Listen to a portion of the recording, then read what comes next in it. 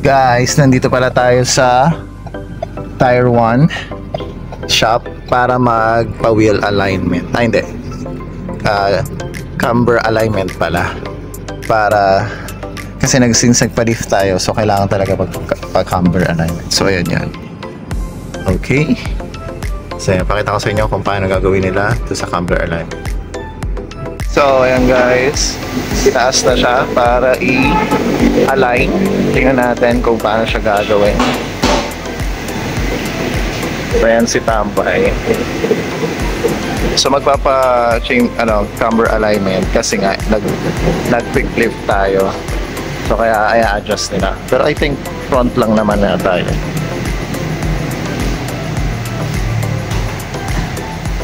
So ayan yan. Dito yan sa Tire 1. Sa Lemery, Batangas. Kasi since nandito kami sa Batangas. So yung pinsan ko actually nagpa-align din siya dito at nagpapalit ng gulong. Yun yung labaran niya, yung kulay white. So sabi niya, dito lang din ako camber alignment. Yan. Kaya dito pumunta. So dito yung sa Lemery, Batangas. Siyempre, kasama natin si Madam dito. Lagi natin ito kabuntot sa araw-araw.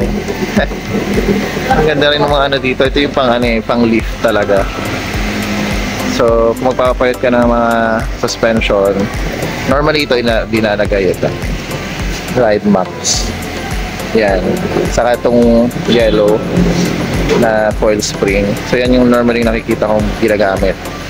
Pero since nagpa-quick lift lang tayo, saka masyadong mahal to. Maabot to ng 100,000. So yan. So dito pala meron ding lifting talaga. So malaking shop pala to, yung Tire 1. Kasi makikita mo siya sa kalsada, konti lang yung naka-expose sa kanya. So meron pa lang siyang entrance papasok sa likod. Tapos meron na siyang ganito. Ayan. So mga tires, lahat ng tires nandito. So, meron din dun, no? Ganyan siya. Anyway, balikan ko kayo kung ano mangyayari. Okay, nagbitan nila ng computer. So ito sensor to. Kinabitan nila ng front and back. Front and back. So tingnan nila siyempre yung alignment dyan. Yun yung purpose.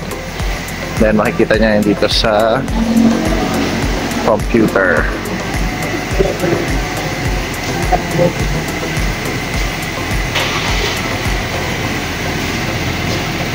Paramihan na sir, ay 50 lang.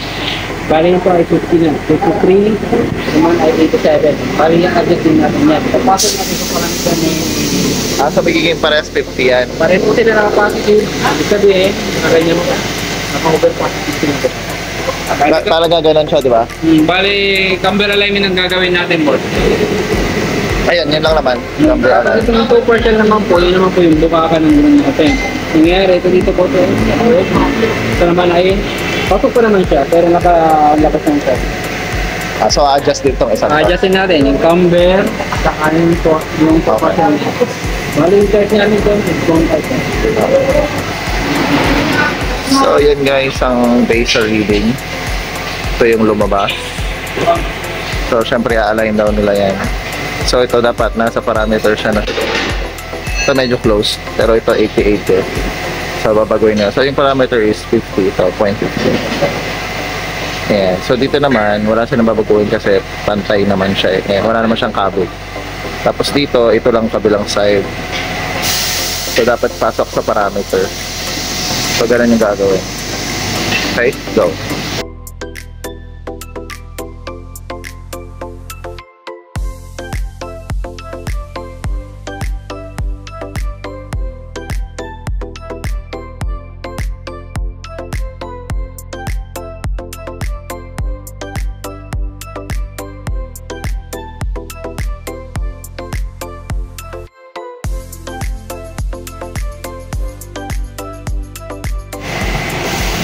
So yan guys, so pantay na siya.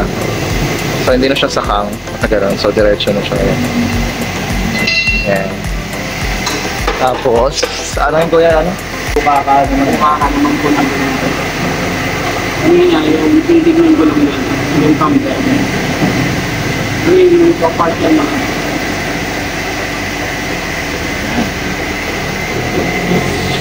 So yan, oh, green na siya. Sabi na okay. Ito ba? Explain ko lang. Ito yung diagnose natin kanina. Yan ang na-diagnose na kanina. Ito naman yung naging adjustment natin. Ah, okay. So, ibig sabihin okay na. Ito yung before. Ito naman yung after. Ah, nice. Okay.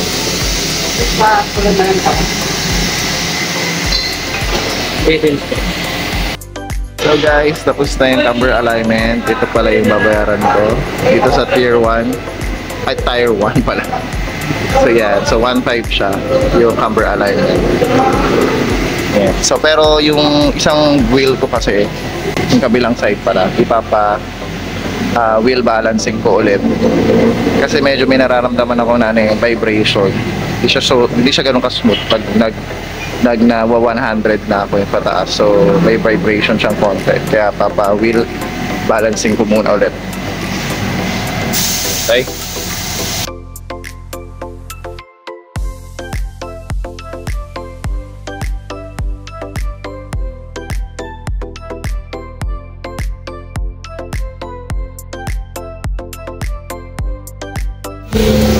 Yan, zero na siya.